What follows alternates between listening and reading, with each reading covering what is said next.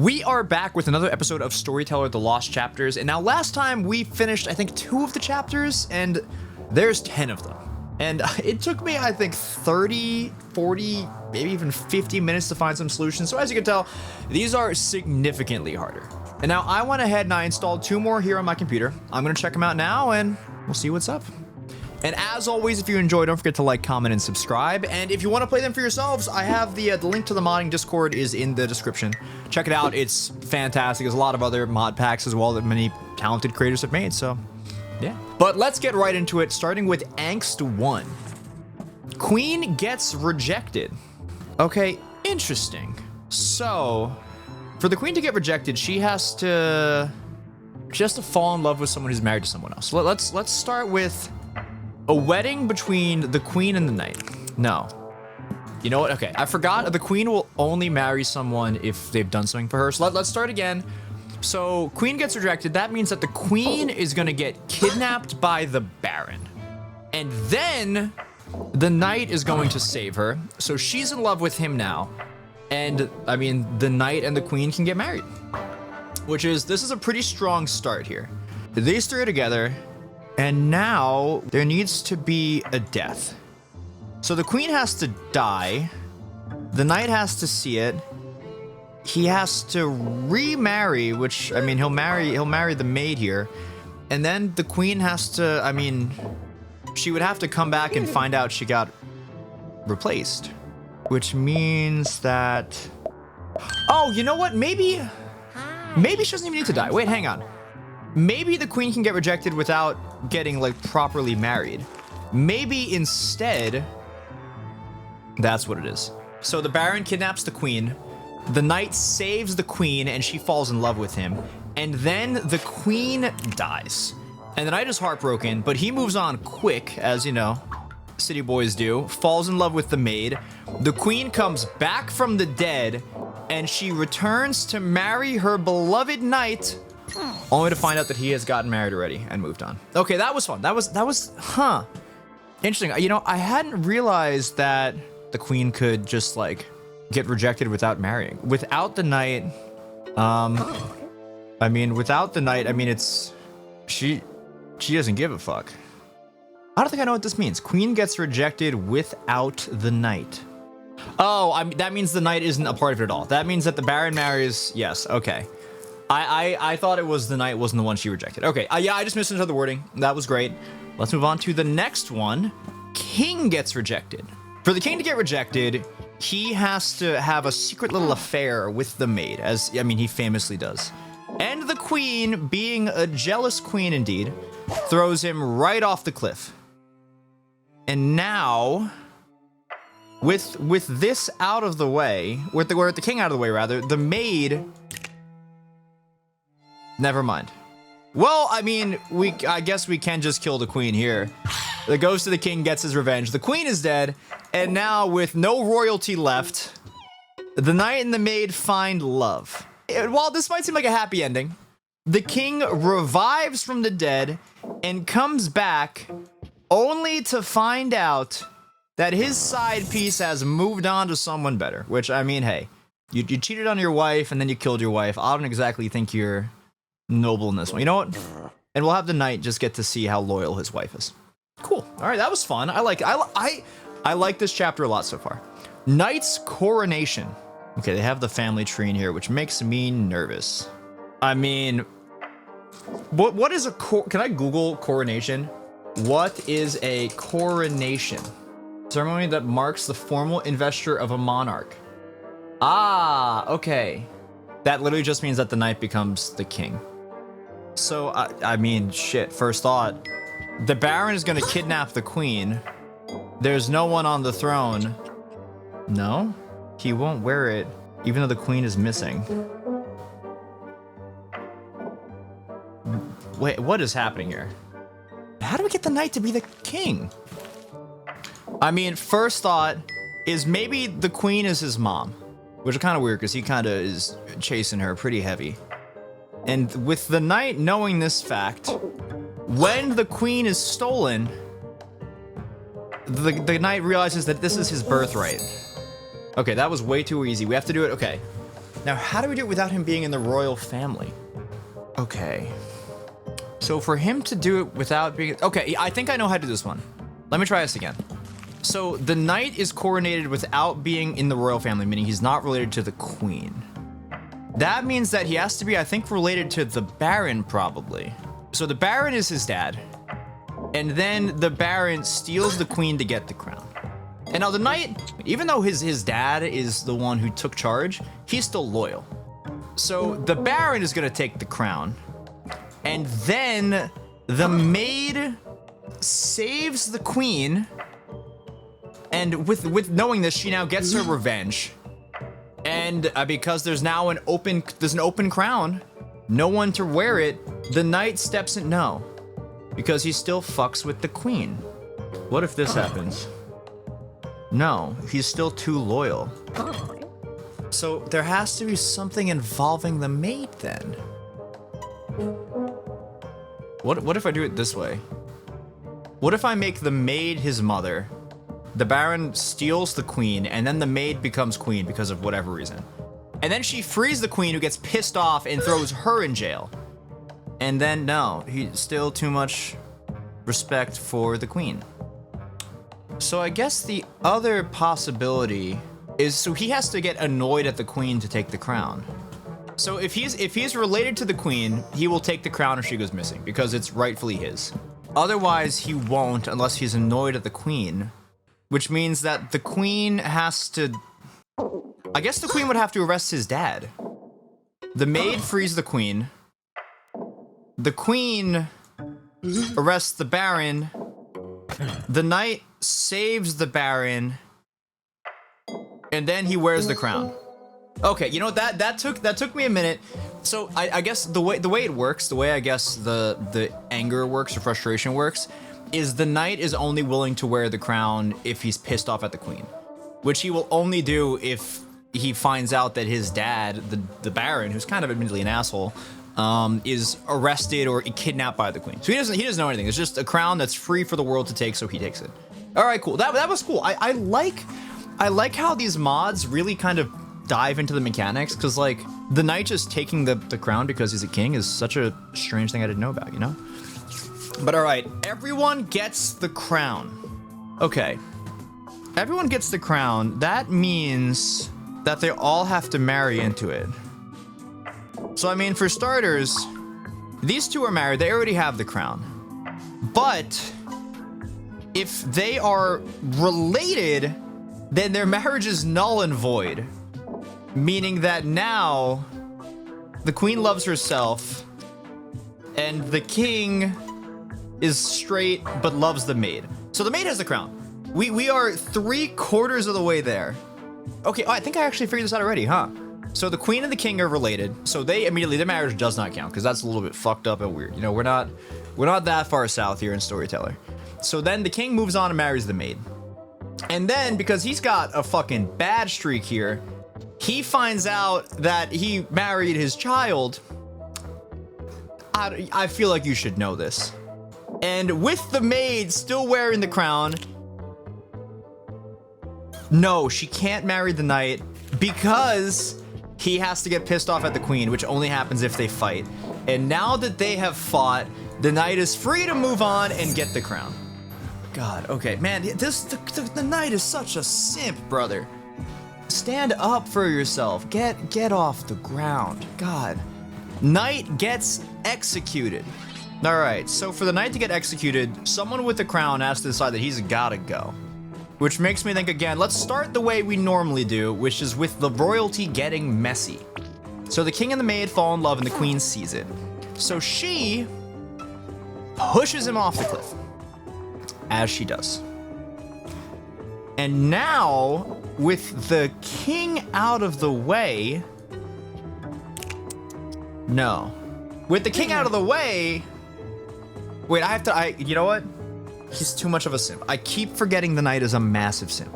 All right, so the queen is then staring over at her husband's dead body and he pushes her off the cliff. So now they're both dead. There's no royalty alive, leaving the knight and the maid to fall in love. And while they are happy together, the king again comes back from the dead, only to realize, I have to get the order right, hang on. Only to realize that his wife has moved on. He doesn't care because he's not upset with him yet. So the king comes back from the dead first. He gets redeemed for killing his bitch wife, apparently. And then he finds out that the knight is making moves on his side piece and being an angry, grumpy, jealous man, he beheads the knight, who, I mean, I feel like in this situation, he is probably the most innocent person here, but that's how it is. Sometimes they get a little bit messy. All right, king and queen usurp the throne. Usurp? Usurp? I don't know how to pronounce the word. King and queen usurp the throne. All right, so what does that mean? So he has the crown and she has the crown. So they have to take the crown from each other somehow. I feel like there's not enough pieces here. So they have to have a reason to betray each other. I mean, you're not going to kidnap her. And she's not going to kidnap you. All right. I guess for them to steal the throne, I guess that means that the queen dies. And the king is heartbroken. But he sits on the throne by himself. And then the queen comes back and she doesn't have a crown.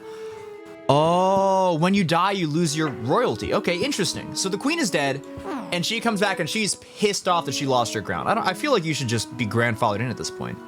But so she's pissed, and she kidnaps the king to take the crown, which she gets. And I guess now that she has a crown, she comes back and she feels sorry for herself, and she won't actually free the king. Okay, never mind. How do I get her to? How? If the king dies, does he just redeem himself? Maybe? Okay, I think that might be what I have to do. I don't need this panel. So the queen dies and the king is heartbroken. And then the queen returns from the dead without her crown, because you don't take that shit to the afterlife. And she locks up the king. She throws him right in jail because, I mean, hey, the most important thing to her is her royalty. And then with the king in jail, he passes sadly. She's not that upset. She actually looks pretty happy about it.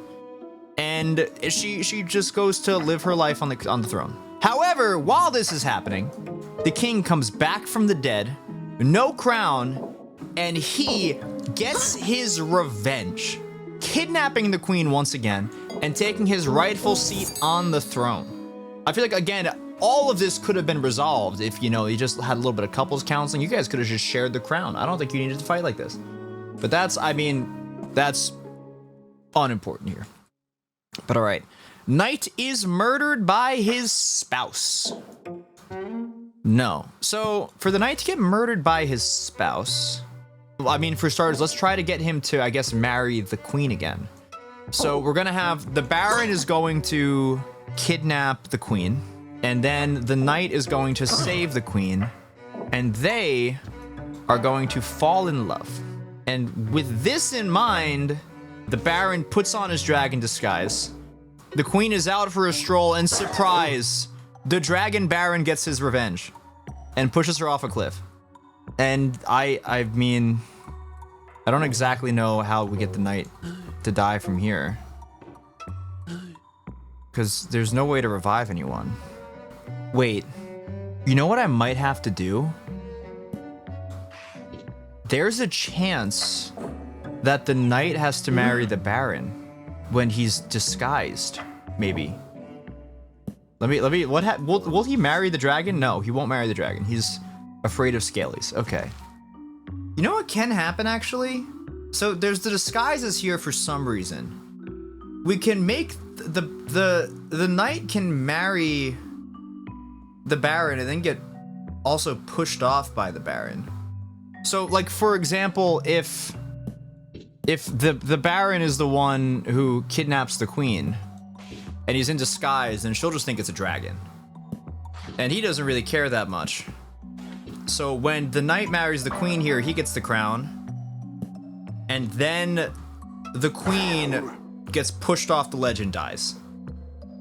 With the queen dead, I think, oh my god, that's it. The baron, dragon baron, kills the fucking queen. takes off his disguise, and then baits the fucking knight into a relationship. And while the knight is happily, terrifyingly mourning his dead queen, his fast wife, the Baron pushes him off the edge. Okay, dude, that was that was such an interesting way to use the disguise. They forced you to use the disguise so that you could marry the Baron without him holding like a grudge. Okay, that was a really cool chapter. So the dev told me that was one of his favorites, was the chapter called Royalty. So I mean, I see why. That was a really fucking good chapter. Let's check out Empathy. Isabelle drinks poison. Now, how do we get Isabelle to drink poison? I mean, first thought, the girlies are fighting. Lenora and Isabelle, they're going at it. They're talking that shit. And as we know, Isabelle is a bit of a conniving, scheming. See you next Tuesday. She's a little bit of a terrible person. And so Lenora goes for her evening glass, dies, keels over because of the poison. And while you'd expect Isabelle to not really care, Isabelle is struck with remorse thinking about her best friend who she killed. And with that in mind, she finally goes out, a hero, takes herself down, because, I mean, she kind of deserved it at that point. And that was easy, okay. Isabelle drinks, okay, you know what? Interesting. The same question, but different people. Isabelle drinks poison. What is this? Forgive? I have never seen this panel, forgive. Okay, interesting. I don't know what that's gonna do. All right, anyway. So Isabelle drinks poison. First thought, Edgar and Isabelle are going to fall in love. And then they're gonna fight. And they're gonna fight hard, as married couples do immediately following their wedding. This is the beautiful honeymoon. So she is going to, again, try to poison her husband. But they will forgive each other instead. And they've made peace. They've come to relax and unwind. They've understood each other. Their fight is finally cured. But Edgar still drinks the poison because, I mean, Isabelle apparently didn't dump it first. And with her husband dead, their hearts fixed. No, she doesn't actually care. She won't drink the poison. Can he cure her as a ghost? No, you can't forgive as a ghost. So she doesn't really care that much. Can they get remarried? You know, maybe I just have the order wrong. Maybe they fight.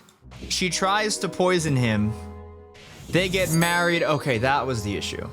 She will only drink the poison if they don't fight after the match. So if they had one fight, if they had a single fight, Isabelle would have been too proud to let her husband. Okay, you know what? That's fine. Edgar is dead. Isabelle is dead. Beautiful. Everyone is happy. 2 heartbreaks are healed. So for 2 heartbreaks to heal, I mean, first thought, Edgar and Lenora fall in love. I mean, they're the fated duo. They deserve this. And then Isabelle gets turned down by Edgar. And she elects to poison Lenora, probably. But, as we all know, Edgar is a bit of an alcoholic, so instead he dies. And then, I mean, Isabelle's a little pissed off. And will they get married? No, she's still pissed at her. She's still pissed at her because, I mean, I think she's blaming Lenora for the man that wasn't hers dying because Isabelle, you gotta take a bit of accountability here. So instead of getting married, Lenora and Isabelle, they make amends. No, they don't make amends. They are pissed forever.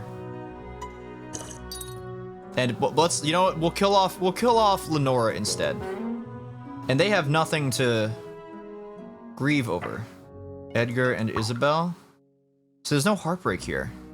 What if instead, so as far as heartbreaks go, her heart is broken now.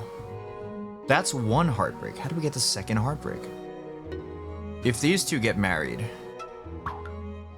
and then Edgar will drink himself to death, which doesn't cure the heartbreak. Okay, interesting. So for there to be 2 heartbreaks, someone has to get rejected. Let me try this again with Isabelle and Edgar fall in love.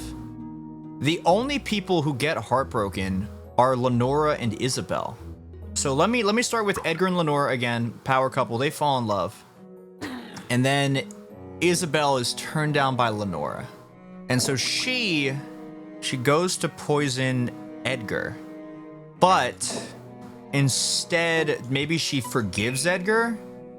She forgives Edgar and she's in love again. Is she upset if he dies now? No, she's not heartbroken still. Drinks poison with the intention of killing Edgar. Edgar dies. She's not heartbroken. If she forgives Edgar, will she drink the poison? No, she's too smart. Huh. How do I get 2 heartbreaks? So we have forgiveness as well. What if Isabelle gets married and she turns her down and then she gets her heartbreak? I mean, this is 2 heartbreaks technically. I don't think it counts the way they want, but... So they're heartbroken. And Isabelle's not gonna poison her though. Hang on. They don't forgive. Forgiveness doesn't work. That never works. How do we do this? I'm just making funny noises. Okay. So for this to happen, I think someone needs to die and there needs to be a remarry. So there needs to be a wedding. Absolutely. Let me try it this way. Let me do Edgar and Lenora fall in love. And then Edgar turns down Isabelle. And Isabelle's pissed about this. So what happens is she poisons the wine expecting to kill Lenora. But it doesn't kill Lenora. Instead, it kills Edgar, which makes Lenora heartbroken and then makes Isabelle heartbroken. And then they'd have to get married. She only poisons if she gets rejected. And she only drinks if her love dies. So we need a way for them to like remarry now? The only way anyone will get poisoned is... Does he move on to Isabelle? He does. So we have 1 heartbreak. We need a 2nd heartbreak then. I feel like I'm making progress, but I don't know exactly how much. These 2 fall in love. Isabelle gets turned down. These 2 fall in love. Edgar turns her down. That's 1 heartbreak. Is there any way to get her to... Well, she'll drink herself to death now, which doesn't let us cure the heartbreak. If we change these... She's not upset when he dies. She's only upset if the person she's after dies. So Isabelle gets the poison. She's not heartbroken here. We also have the forgiveness panel, which I don't know what the hell to do with. She's only heartbroken if Edgar's the one who dies. So right now, there'd be 2 heartbreaks. Forgive... They forgive each other, and then do they get married? Is that... Oh my god, I didn't realize that fixed it! Oh, I'm so dumb! Oh my god, okay. I'm just gonna paint this picture. I'm gonna paint it the slow way. Just so we all know. 2 heartbreaks are healed. So, Edgar and Lenora fall in love. And they're happy together. But, along comes the homewrecker Isabelle, who comes to make a move on Edgar only to find out he's taken for. So, she does what Isabelle does. And she grabs the poison, slips it in the wine, and unfortunately, Edgar is a heavy drinker and an alcoholic, so he's the one who ends up keeling over. And while they're both moping, incredibly sad, Lenora has lost her husband, and Isabelle has lost her, I mean, Lenora, look, heartbroken, her husband's dead, and Isabelle has lost the guy she was lusting over. And while they're both horribly depressed about this, they have a moment of clarity, and they comfort each other knowing that, damn, we both lost the same guy. It's actually weird that Isabelle is more sad about this, I think, but... With this common ground and a love for the same man, Lenora and Isabelle find true love. That was such a convoluted one. Okay, so I guess that forgive is just anything is resolved. Anything at all. That's kind of crazy to me, but hey. Isabelle gets vengeance on captor. I mean, for this to happen, someone has to kidnap Isabelle, which is, I feel like, a no-brainer. So, Lenora and Isabelle fall in love. And then Bernard comes around. He's in love with Lenora, as we all know, and is turned down and heartbroken. But, as desperate times call for desperate measures, he will kidnap... No, he won't. Okay. So he won't kidnap her. Okay, let's try this again. Okay, so I'm gonna get kidnapped. They gotta get pissed. Let's try it a different way. Bernard and Lenora fall in love. And then Isabelle comes around, only to find out that Bernard, her true love, the werewolf man, has already married. So, Lenora, unlucky as she may be, is kidnapped by Isabelle. And she's stuck in prison. And then Bernard comes to rescue his wife. And he finds out that Isabelle is the problem here. So he returns. Bernard comes and he locks up Isabelle for the punishment of locking up his beautiful, beautiful wife. And while they're sitting there, they will come to an understanding that, you know what? We might have fucked up a little bit. I don't know how she's out of jail. But she's out of jail. And so Bernard will save her. She holds a grudge.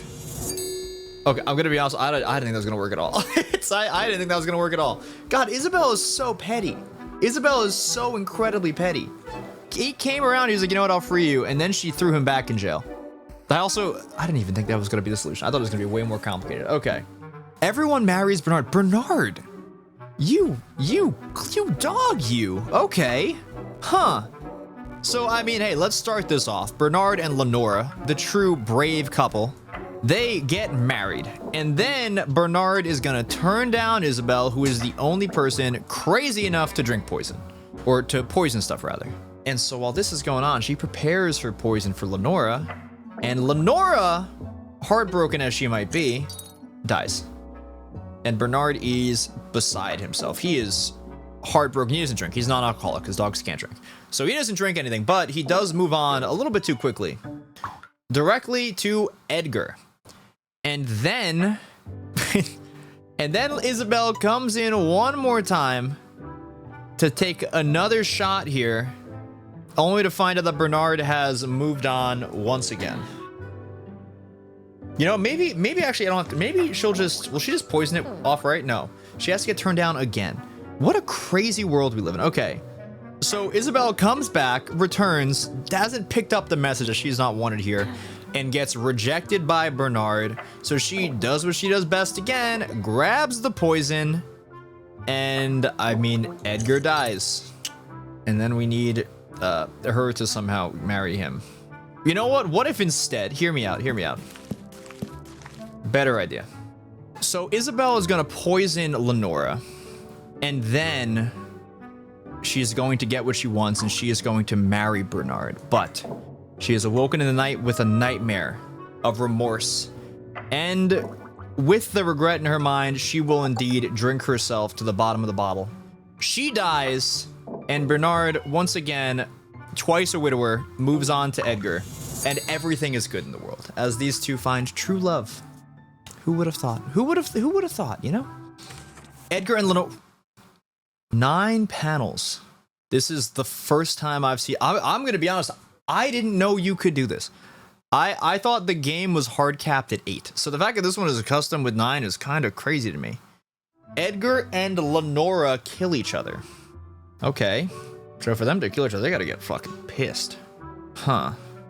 Let's start with Edgar and Lenora finding love, because this is typically a pretty good start for this. And then Isabelle gets turned down. She goes batshit crazy, grabs the bottle, and she poisons Lenora. Edgar is heartbroken then, and he will instead move on and marry Isabelle. And while this is happening, Lenora awakens from the dead, and she is going to poison... Oh my god. She's going to try to poison Isabelle, which kills Edgar. But we need a way for Edgar to kill her. So, I mean, I feel like we got half of this done. I feel like she definitely has to try to poison Isabelle, and that kills Edgar, who I feel like I imagine would come back from the dead, be pissed as hell, and then... We can do it just this way. Comes back from the dead, pissed as hell, And does Edgar try to kill his wife now? Yes, he does. He holds a grudge. Okay. So we need some other way for this to happen. I mean, let's start this. Maybe it's just a kidnapping. Maybe Isabelle is going to kidnap Lenora. And then she's going to marry Edgar? No, he won't marry her unless she pisses him off. How do we get this to work then? I mean, so I think we have half of it. We have to use kidnapping somehow. She gets the poison out. Oh my god, wait. I think I know what I have to do. So Edgar and Lenora are going to get married. Again, this is the dream team. They always end up together, as they should. And then Edgar turns down Isabelle, who goes on a crazy tirade, or a crazy, she snaps, she goes mad, and she locks up Lenora. And then Edgar comes back and saves her. And he gets a little bit crazy here. And he poisons the wine, but little does he know, his little wife Lenora, secret alcoholic. So she's dead, and he's heartbroken. He's just sipping the bottle by himself. But while this happens, Lenora comes back from the dead. So Lenora's back from the dead, and this time she is pissed. So she grabs the bottle, even though, I mean, she should know her husband didn't want her dead. So she grabs the bottle, and Edgar goes back to sip away his sorrows, and he also ends up dead, tragically. And that is the fated end of Edgar and Lenora. And now we have a mutual ghost haunt. I don't even know what this means. So for this to happen, I think two people need to fight. You know, here's what I think. There's a mutual ghost haunt means they both have to die and they both have to fuck with each other, which means the ghosties are fighting. Lenora and Isabelle, they got a little bit of a cat fight here. They got a little bit of a history. And Isabelle, as we know, not exactly the most grounded individual, poisons the wine, which Lenora famously drinks. And so now Lenora is dead. And while this seems like this could be the end, because I mean, right now, hey, we got one ghost here. I think Isabelle needs to come to her senses and realize that she might have fucked up a little bit. And with that in mind, Isabelle goes to the bottle and poisons herself. However, in the afterlife, she quickly realizes that, you know what? No. It's not mutual. She's not mad at her. She's found peace. She actually is so cool and chill about this, actually, huh? All right, let me try this again. So she feels remorse, and then Lenora comes back. So right now, Isabelle is at peace, actually. She realizes she fucked up. But Lenora is now on her vengeful bitch arc. And she kills Isabelle. And then she gets remorse, and she dies. Which, maybe you're not remorseful. Maybe you actually don't care. I don't think Isabelle would actually care generally. But I feel like this is gonna make... Yeah, okay, yeah, the girlies are fighting again.